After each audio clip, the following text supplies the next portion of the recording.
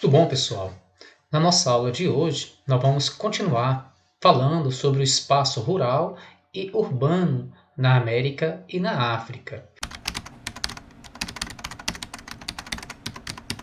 A agricultura moderna, ela é aquela que coloca em prática métodos científicos de cultivo, dispondo de equipamentos sofisticados e maquinário altamente tecnológico. Podemos observar tudo isso nessa imagem aqui, ó. A as máquinas pulverizadoras combatendo aí as pragas, conectado aos drones que automaticamente já faz leitura de todo o terreno. O objetivo dessa agricultura moderna é a precisão, ou seja, produzir mais em áreas sem ter necessidade de aumentar a área. De modo geral, a aplicação desses instrumentos e métodos modernos na agricultura acompanhou o processo tecnológico que se deu nas indústrias desde meados do século XIX. Assim como a Revolução Industrial ocorreu em etapas diferentes em cada país nos últimos 2 séculos, podemos considerar que houve uma revolução agrícola que se desenvolveu no mesmo período. Esta ocorreu também por etapas muito diferenciadas nos países e continentes, de maneira paralela e integrada aos avanços de setores comumente associados à urbanização e industrialização, como mecânica, química e engenharia. Com a difusão de equipamentos cada vez mais sofisticados e a introdução de técnicas contemporâneas, como as que acabamos de ver, aplicadas na agricultura, tanto a agricultura irrigada quanto a de precisão, os contrastes de produtividades entre diferentes tipos de agricultura se acentuaram. Nós podemos observar aqui a agricultura tradicional ou arcaica, né, onde utiliza muita mão de obra humana, e ao lado uma agricultura moderna com grande desenvolvimento tecnológico. Esses contrastes se acentuaram tanto em países e regiões, quanto também entre os produtores de um mesmo país ou região. Equipamentos cada vez mais pesados e mais sofisticados são vistos em várias regiões do Brasil e do mundo. Aqui nós podemos observar uma nova colhedora de cana, equipada com um monitoramento via satélite que permite à fabricante analisar o desempenho da máquina e sugerir ao cliente soluções preventivas. Também tratores e colheitadeiras começaram a ser utilizados nos países desenvolvidos logo após a Segunda Guerra Mundial, com impulso de tecnologias adaptadas no campo de batalha para os campos de cultivo. Os produtos químicos que são utilizados para o preparo do solo e o combate às pragas, por sua vez, já vinham sendo introduzidos desde o início do século XX, com incentivos financeiros dos governos, proteção comercial por meio de tarifas, produtos concorrentes e importados, e linhas de crédito. A agricultura dos países ricos passa por grandes transformações e dá um salto de produtividade a partir de meados do século XX. Nessa época, a busca por maiores produção e produtividade para atender a um mercado consumidor cada vez mais amplo e com preços cada vez mais acessíveis, juntamente com a pretensão de acabar com o flagelo da fome no mundo, levou a agricultura moderna a se instalar por países subdesenvolvidos, tanto na Ásia, na América e posteriormente também na África.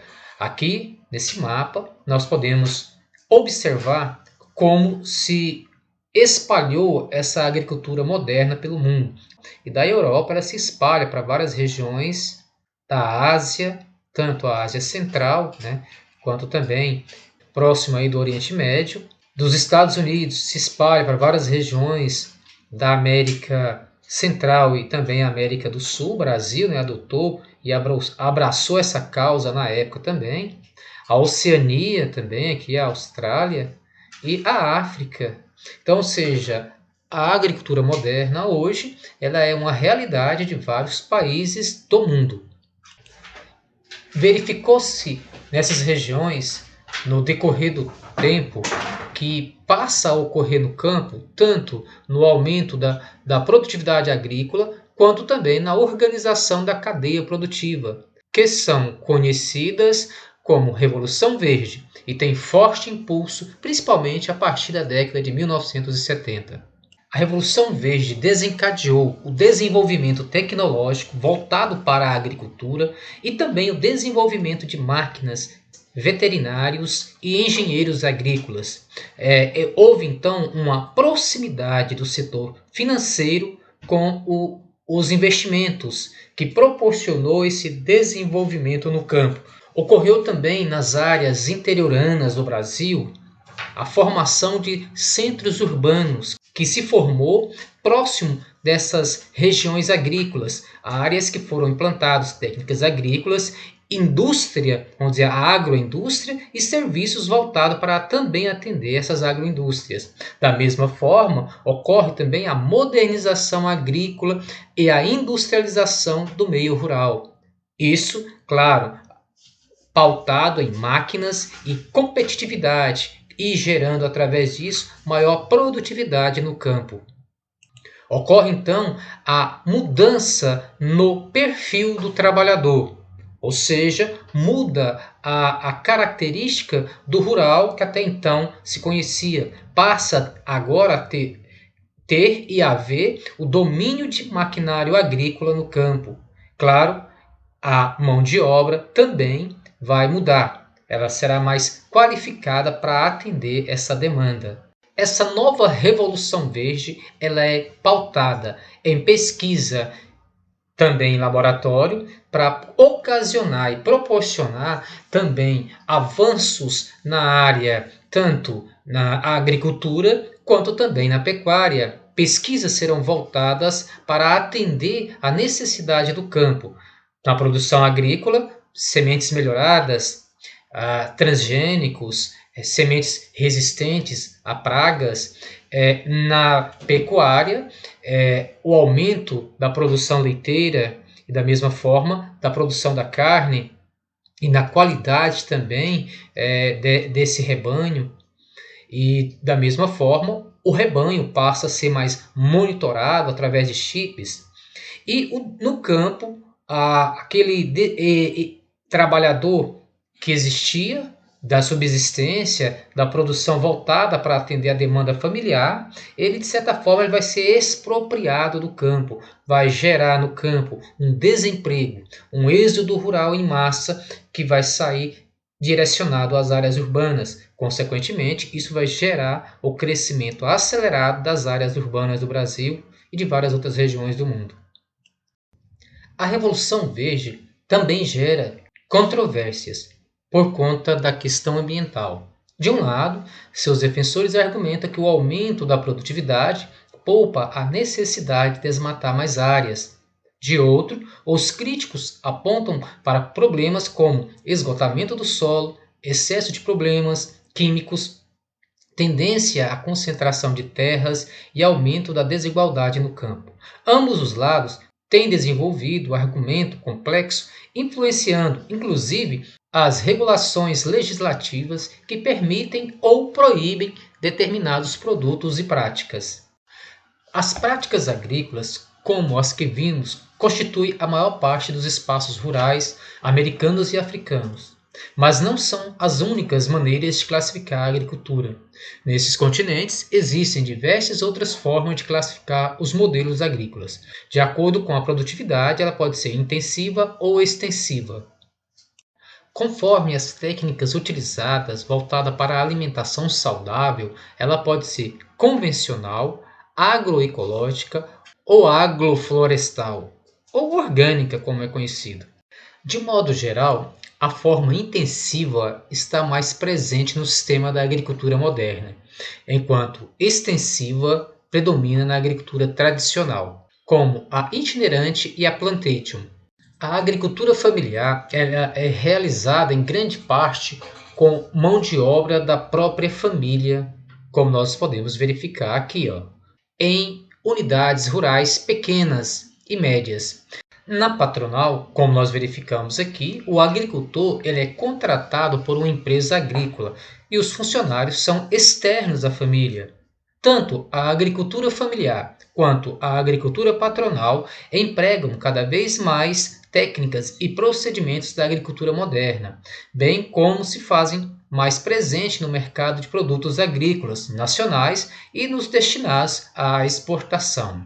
Ao lado dos Estados Unidos e da União Europeia, o Brasil está entre os três maiores exportadores agrícolas mundiais, principalmente em relação à produção de carne e soja, tendo como destaque os seguintes produtos: soja, milho, algodão, açúcar, café e sucos cítricos. Nas últimas décadas, o Cerrado do Brasil Central, o sul e leste do Amazonas e o meio-norte, sub-regiões nordestinas, localizadas no limite entre o norte e o centro-oeste, representam as últimas fronteiras agropecuárias do Brasil. O espaço rural se constitui de outras atividades produtivas além da agricultura. Muitas vezes, no mesmo estabelecimento agrário, são realizadas algumas ou várias atividades complementares à prática agrícola, como o ecoturismo e o turismo rural, o extrativismo ou principalmente a criação de gado, isto é, a pecuária. A pecuária ela pode ser dividida em pecuária intensiva e pecuária extensiva. A pecuária intensiva, o gado é criado em estábulo e recebe a alimentação nas cocheiras e é supervisionado por técnicos que irão analisar a saúde do gado. O objetivo aí é maior produtividade no fornecimento de leite, carne, lã e couro. Na pecuária extensiva, o gado é solto na pastagem, em grandes áreas de pastagens, onde apresenta produtividade menor. No Brasil, ela é realizada muitas das vezes em grandes propriedades, onde há a subnutrição do solo. Entre as criações mais adotadas na América e na África estão os bovinos. Aqui nós podemos observar a distribuição de gado bovino no planeta. Essas áreas em vermelho são as áreas com maior concentração do gado bovino. O Brasil é um dos grandes produtores do gado bovino, assim como os Estados Unidos. A África é grande produtora também de gado bovino, ou seja, o gado bovino ele é criado em várias regiões do mundo, onde ultrapassa nessas áreas vermelhas aí, entre 100 a 250 cabeças por quilômetro quadrado. Além dos bovinos, outros também se sobressaem. A criação de aves também, como nós podemos observar, Brasil e África, o continente africano, e várias regiões do continente americano são grandes produtores de aves também, e várias outras regiões do planeta. Também a produção de suínos, que é muito produzido tanto nas regiões da América do Sul, América Central, as regiões nordeste dos Estados Unidos, algumas regiões também da África, em menor quantidade, mas sobressai mais nas regiões europeias e asiáticas.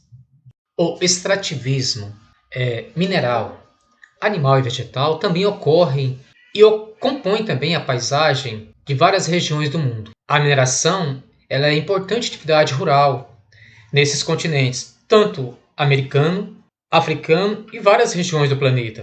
Também ocorre a exploração da flora e da fauna desses continentes.